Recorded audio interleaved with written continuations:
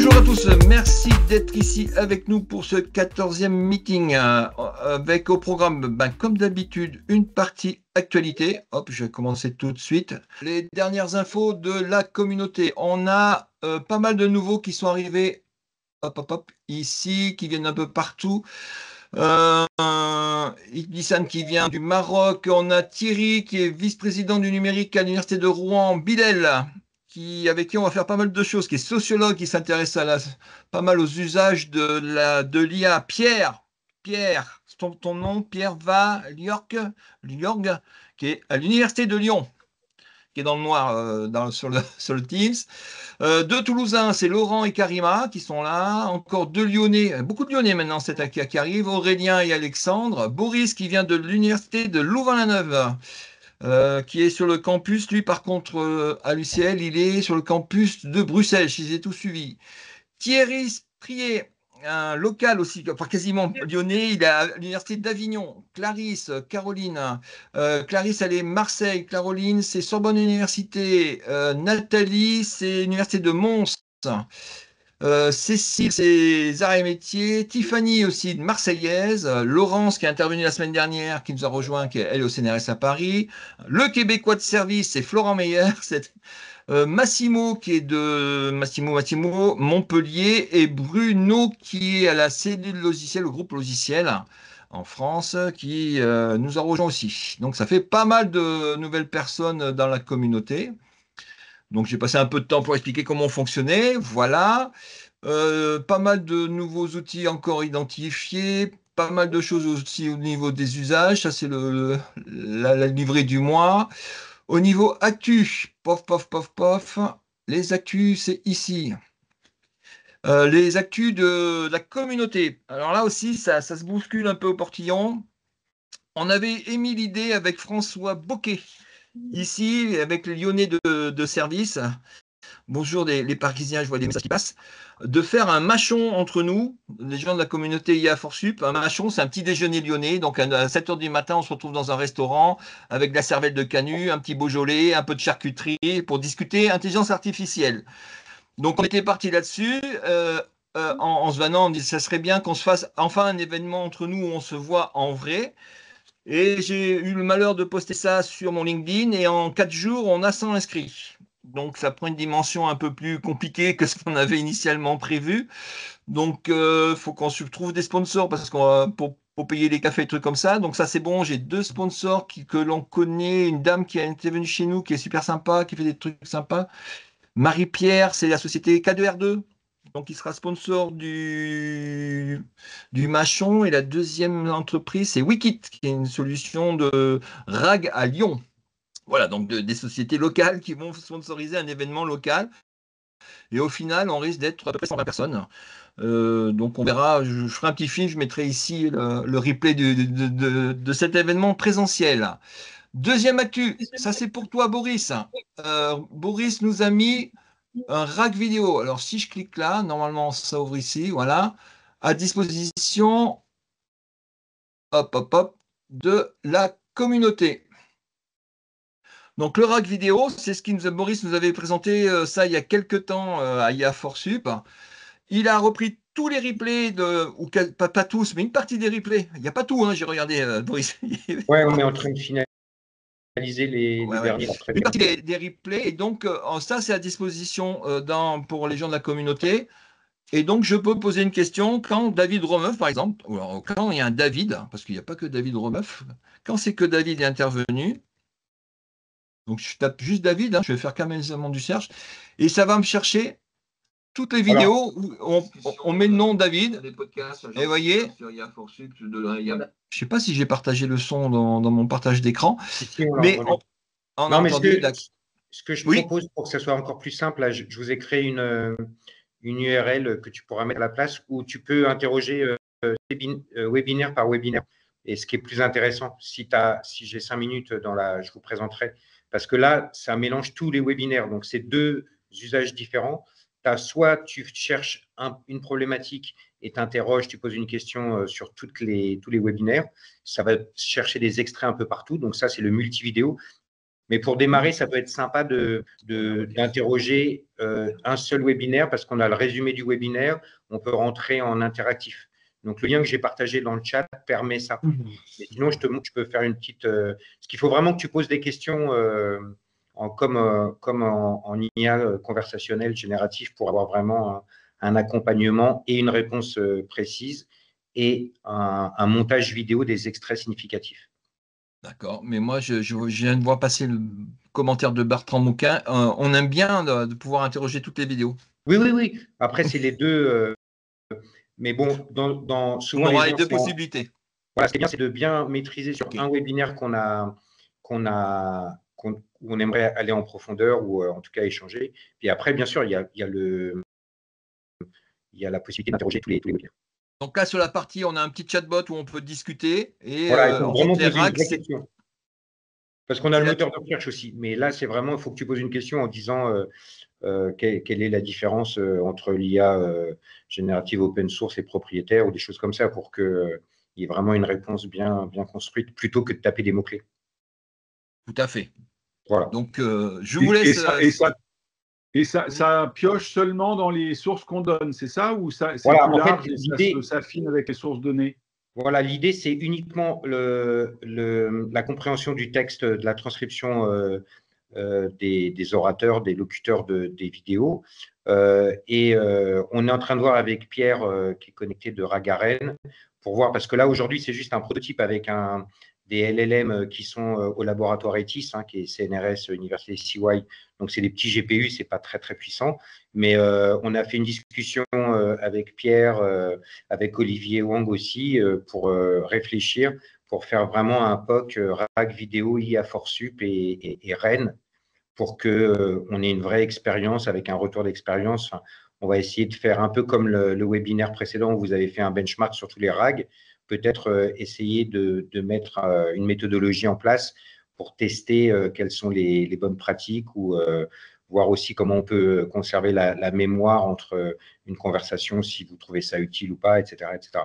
Après, on a la possibilité de faire du montage, de récupérer les extraits qui nous intéressent pour avoir une sorte de trace vidéo, un montage automatique par rapport aux questions-réponses que vous avez effectuées sur les webinaires. Eh bien, tout ça pour nous. On a bien de la chance. Aujourd'hui, on a discuté hier, on était avec un des fondateurs de Lama 2 qui était à Paris sur une table ronde. Et après la conf, on lui a demandé s'il connaissait des RAG vidéo chez Meta, etc. Et pour l'instant, personne n'a fait ce type de travaux qu'on vous propose. Voilà. Si vous avez entendu parler de RAG vidéo, c'est-à-dire poser des questions pour une ou plusieurs vidéos avec des réponses générées textuellement, plus un montage vidéo instantané, vous me le dites, parce que pour l'instant, on n'a pas identifié de concurrent sur ce créneau. Donc, on a la chance. Après, ça peut se faire avec des agents, ça, non? Voilà, exactement. C'est une sorte d'agent vidéo qui permet d'interroger. À l'intérieur, on a développé plein d'agents qui permettent de contextualiser, de résumer la vidéo, de comprendre. Après, on n'a pas mis l'agent locuteur, mais normalement, on peut identifier aussi qui parle pour avoir une détection des personnes. S'il y a plusieurs locuteurs, s'il y avait des interventions, là, on ne l'a pas poussé jusque-là, mais on a ça en maison. Donc oui, ça rentre dans tout ce qui est… biométrique pour identifier les personnes, ça nécessite de la biométrie et ça coince pas mal au niveau RGPD. Alors après, on a… Ouais. Oui, oui. Après… Mais ça sera un autre débat. C'est juste une présentation, les gars. Sinon, on va passer 4 heures. C'est pour ça qu'on est sur de l'hébergement. C'est vraiment avec Rennes, justement. C'est dans le cadre de la vision souveraine où les data restent dans le monde universitaire. Il n'y a rien qui va sur les serveurs GAFAM, il n'y a pas d'exploitation des questions-réponses, il n'y a pas d'exploitation de la transcription de la parole des locuteurs. Tout reste en mode confidentiel. Donc après, le RGPD, il faut faire les bons accords. Mais oui, en tout cas, il y a hors de question de laisser les traces chez les GAFAM. Merci Boris. Parce que tu parles de RAG à Rennes, avec Pierre et les gens de RAG à Rennes, notamment Olivier. On est en train de peaufiner une petite journée, ou 2 ou 3, on ne sait pas encore, mais une petite journée. Comment on est en train de préparer avec David on va refaire un point avec David sur la journée du 26 juin à Montpellier avec l'Université de Montpellier. On est en train de préparer une journée autour des rags et autres plaisanteries et inférences j'allais dire, c'est à Rennes. Voilà. Cet automne, on n'a pas encore fixé les dates, le thème bien précis, mais pour la communauté plus. À Rennes, à l'automne, un truc IA Forsup, voilà, on va manger de la galette. Pas que, hein. Non, mais tu vois bien, à Lyon, c'est le mâchon avec C'est le le mâchon, Beaujolais. ouais. À Rennes, c'est plutôt la galette saucisse, quoi. La galette saucisse. Bon, c'est parti. D'ailleurs, tu vois, plein d'événements. Il y en a un autre dans les tuyaux aussi à l'université Gustave Eiffel. Ça sera plus sur l'éthique ou des choses comme ça. Pour encore un peu plus tard. Donc, vous voyez, il y a pas mal de choses dans les tuyaux. En parlant de tuyaux, David, si on se faisait un petit point, David Cassagne de l'Université de Montpellier, si on se faisait un petit point sur la journée du 26 juin, pour ceux qui ne sont pas au courant encore, avec David IA Forsup, on organise à l'Université de Montpellier une journée sur IA et évaluation. Oui, très bien, Christophe, eh ben merci. Et puis, donc, effectivement, cette journée IA Forsup à l'Université de Montpellier, donc en couple avec notre journée annuelle Pédagonum. Donc, cette thématique IA et évaluation, c'est pour aborder vraiment deux aspects, deux questions. D'une part, la question de comment transformer les évaluations face à l'essor de l'usage de l'IA par les étudiants. Et puis, le deuxième aspect, c'est comment l'IA peut nous aider sur les évaluations. Donc, sur ça, on va avoir plusieurs intervenants. Donc, en particulier, bien sûr, Christophe, qui sera là à la fois pour intervenir et puis aussi pour animer une table ronde. Et puis, aussi pas mal d'experts. Donc, Jacques Tardif, que vous connaissez sûrement, donc qui est un expert internationalement connu sur l'approche par compétences, qui a notamment écrit un livre de référence sur l'évaluation des compétences. On aura également Jeff Van de Poel, donc de Lausanne, qui lui a développé une approche Praxia justement sur la réflexion, sur la façon dont on peut transformer les évaluations face à l'IA. On aura également donc Nejma Belkdim, qui est la cofondatrice de Knowledge, qui est une société aussi assez en pointe sur les usages de l'IA pour la pédagogie. Et puis donc également, on aura des ateliers qui vont être... Alors sur les ateliers, malheureusement, là, on est complet, mais il y aura aussi tout un ensemble de retours d'expérience et puis différents exposants. Donc Challenge Me, qui est une start-up montpelliéraine qui développe une solution d'évaluation par les pairs qui exploite aussi l'IA.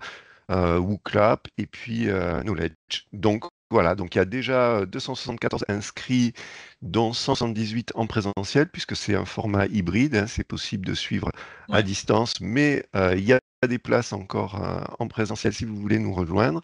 Et donc, je vous invite à vous inscrire. Je vous mets le lien dans le chat si vous voulez aller voir ça. Voilà. Et c'est organisé, c'est rodé. Moi, j'arriverai. On va faire du covoiturage de Lyon. On sera plusieurs à venir de Lyon. Donc, grosse journée là aussi. Donc, l'idée, c'est d'avoir un peu le même format à Rennes et puis dans d'autres universités, c'est-à-dire de faire participer la communauté sur des thématiques qui nous intéressent ponctuellement, mais aussi d'en faire profiter en local. Je pense que il y a une attente et de le mettre en ligne, je pense que c'est aussi important parce qu'il y a beaucoup de gens à distance ou dans d'autres pays qui vont dire est-ce qu'on peut suivre les malheureux pour les malheureux qui pourront pas être là, je veux bien du podcast derrière. Merci. Et pareil, puisque Pierre, tu es en contact avec les gens de la Réunion, s'ils veulent faire quelque chose, on fera à distance avec les gens de la Réunion. Oui, pas de problème. Je pense qu'ils sont très demandeurs. Il y a des trucs sympas à faire. Donc voilà. Donc pas mal de projets dans la communauté. Pour faire suite à la discussion de la dernière fois où on avait non, il faut que je repartage mon écran, excusez-moi. Je vais te couper, David. Mon écran, il est où? Mon écran, il est là. Voilà, je repartage mon écran. Pour faire suite, je vous ai mis aussi des liens. On a continué la conversation autour de une grosse discussion sur l'IA et la mort la dernière fois au dernier web meeting avec Laurence de Villiers. Et donc, il y a eu des choses autour de ça, notamment Bertrand Moquet qui a lancé une discussion sur LinkedIn. J'ai vu qu'il avait fait pas mal de choses aussi. Et j'avais trouvé un petit article où un homme avait témoigné à son procès. Un homme assassiné a fait témoigner une IA à son procès. Je ne sais pas quelle idée est arrivée là-dessus. Donc, il y avait le lien d'article ici. Céline Averseng de l'IAE de Montpellier qui a fait des choses aussi sympas. Je vous l'ai mis à disposition. Et dernière info, ou presque. Ah ben non, c'est même pas la dernière info. Comme on a fait témoigner pas mal de gens qui ont écrit des bouquins sur l'IA dans les web meetings, j'ai ouvert une petite page sur notre Notion, la petite librairie de l'IA, et où je vais stocker tous les bouquins, et je vous invite à les stocker si vous avez trouvé des bouquins intéressants sur l'IA, à les mettre dans cette petite librairie des lectures à partager pour les vacances cet été, ou même pour nous, des choses intéressantes autour de l'IA.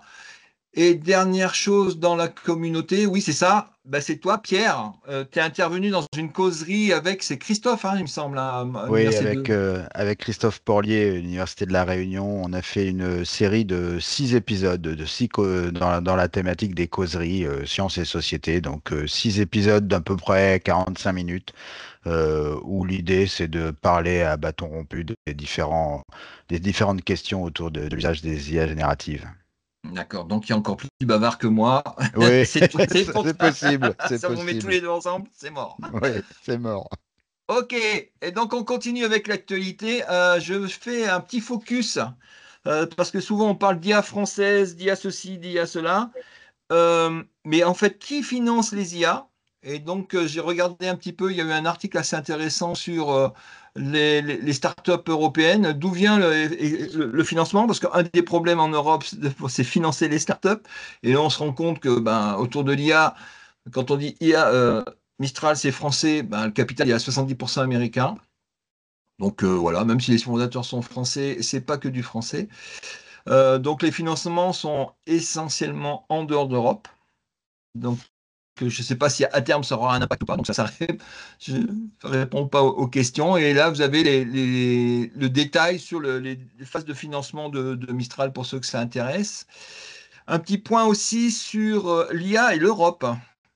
Un petit point. On est toujours dans le calendrier de l'IA Act avec François Bocquet le rappelait tout à l'heure sur les règlements qui sont en train d'arriver.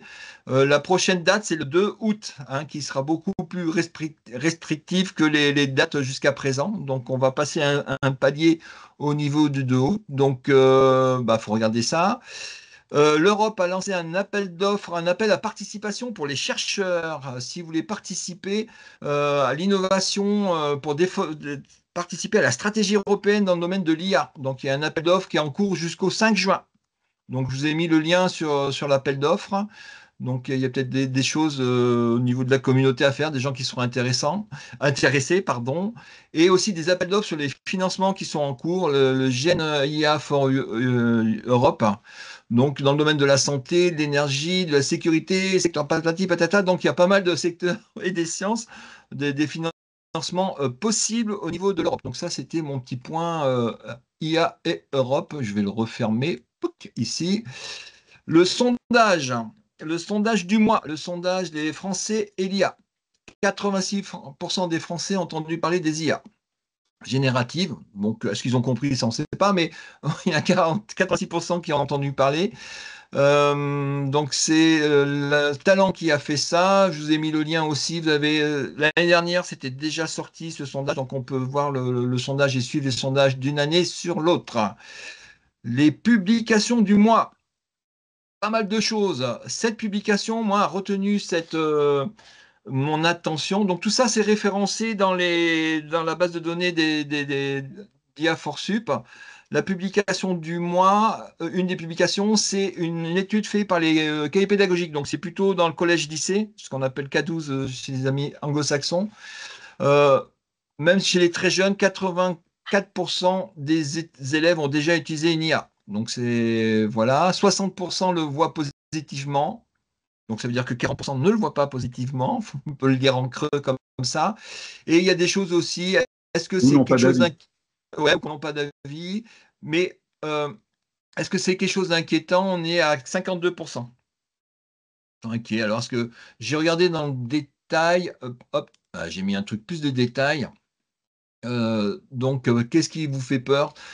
C'est effrayant de se dire qu'on n'a plus besoin de réfléchir. Donc, chez les jeunes, je ne sais pas quel âge a cette personne qui a un BTS, donc c'est plus de 18 ans. J'utilise l'IA quotidiennement, j'admets que c'est mauvais, car je ne peux pas faire mes devoirs sans ça. Donc, il y a nos jeunes ont des préoccupations, eux aussi, par rapport à ces choses-là. Donc, c'est quelques petites informations tirées au hasard comme ça de cette étude. Mais pareil, vous avez le lien ici pour accéder à l'ensemble de l'étude. L'autre article est sorti sur The Conversation, l'impact de l'IA sur le travail, dans le monde du travail, ou aussi dans le monde de la formation. Donc là, c'est quelque chose d'aussi intéressant à lire. Un article beaucoup plus scientifique de collègues chinois ou japonais qui ont pris plusieurs articles de recherche, à peu près 6000 et quelques. Ils ont fait une méta-analyse. Donc, une méta-analyse, pour ceux qui ne connaissent pas, on prend des articles et puis on regarde des tendances dans l'ensemble de ces articles de recherche. Ils ont scanné, sélectionné pour voir l'impact de l'IA dans les performances d'apprentissage. Et donc, ils ont retenu une cinquantaine d'articles. Ils ont fait la méta-analyse sur ces 50 articles-là. Donc, vous avez la méta-analyse qui est disponible ici. Je vous invite aussi à aller la lire. Vous allez avoir des devoirs à faire ce soir. Autre super article scientifique intéressant, la comparaison entre les feedbacks générés par IA ou des feedbacks générés par des profs. Donc là aussi, c'est un article qui a été intéressant. Et en gros, les tendances, je ne sais pas si je les ai mises là. Pop, pop, pop, pop. Les étudiants préfèrent les IA automatiques parce qu'ils peuvent discuter tout le temps 24/24 avec eux. Et ils ont moins d'angoisse à poser des questions à la con, si je traduis un petit peu, avec les IA qu'avec leurs enseignants. Donc, ils sont plus de proximité, mais ils accordent plus d'importance au feedback des enseignants qu'à celle de l'IA. Voilà les grandes tendances. Pour anticiper un peu sur les webinaires à venir, il y a des startups qui proposent des solutions de feedback et je vais en faire intervenir une sur le webinaire du mois de juillet. Voilà, je vois passer des commentaires de François, mais j'ai pas le temps de le lire. Hop, hop, hop. Et le petit coup de gueule du mois dans les publications, c'est Yanouri qui est à Genève, dans une école à Genève, qui un peu vanner les gens qui font, en ce moment, il y a plein de gens qui disent c'est fait avec l'IA, qui font des catégories, des tags, des machins, fait avec l'IA, fait en partie avec l'IA, coécrit avec l'IA. Donc, pour vanner un petit peu cette hystérie autour de la rédaction, il a dit voilà, moi je propose les labels suivants, une infographie suivante. Attention, j'ai fait un gros séjour à la bibliothèque avant d'écrire mon article. Attention, je me suis aidé d'un dictionnaire pour écrire mon article. Voilà. J'ai discuté avec des gens avant d'écrire mon article. Voilà. Donc, voilà, c'était le petit coup le petit coup de truc. Encore une info business cette fois-ci en France, le lancement du campus IA avec Mistral, Nvidia et BPI France. J'ai mis le détail de la BPI ici. Je ne sais pas s'il y a des gens dans la communauté, je n'en ai pas entendu parler, personne ne m'a dit quoi que ce soit dans la communauté, les gens sont dans la boucle, je n'ai pas l'impression, donc je ne sais pas si c'est fait pour nous. Voilà. Et dernière info, et après je vais passer la main, c'était le 20 et 21, 22, hier et avant-hier. Je ne sais pas si vous avez suivi les nouvelles de Google. Et je ne sais pas, vous avez fait comme moi, on a fait waouh, ils ont sorti plein de nouveaux trucs. Celle-là, par exemple, hop, j'ai coupé le son si j'ai le son. On peut utiliser Gemini Live maintenant directement en application, poser des questions, parler à son IA, filmer des choses en même temps, ça nous répond. Moi, ça va m'être fort utile la traduction dans Google Meet en temps réel, normalement.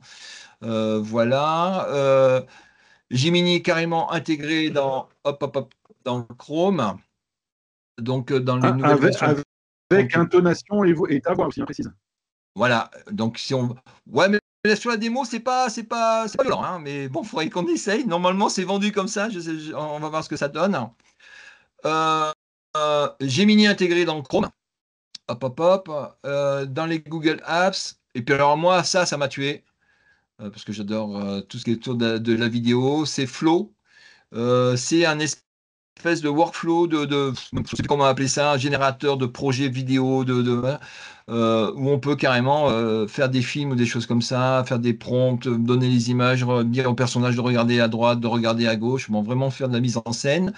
La nouvelle génération d'images, Imagen 4 qui vient d'arriver, intégrant les textes. Alors ça, c'était un retard par rapport à OpenAI. Donc là, on peut, dans Imagen, mettre des textes dans les images.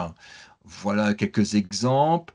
Le Deep Research aussi. Hop, vous avez toutes les petites vidéos, les petites démos dans la page. Autre chose qui débarque, c'est le VO3, le générateur de vidéo. Hop, j'ai coupé le son. Donc, qui génère des images. Donc, on a été inondé sur nos réseaux de petites démos comme ça de 8 secondes. Tiens, 8 secondes, pourquoi 8 secondes? Parce qu'en fait, ça génère des vidéos de 8 secondes, mais ça coûte un bras. Hein. Si on veut acheter ça, c'est 250 € par mois, et on a le droit qu'à 80 vidéos de 8 secondes pour 250 €. Donc, c'est pas encore très, très abordable, mais ça donne des effets. Par rapport, si on doit avoir un studio, si on doit avoir une équipe, si on doit tourner à l'extérieur, etc., ça peut être, dans certains cas, intéressant.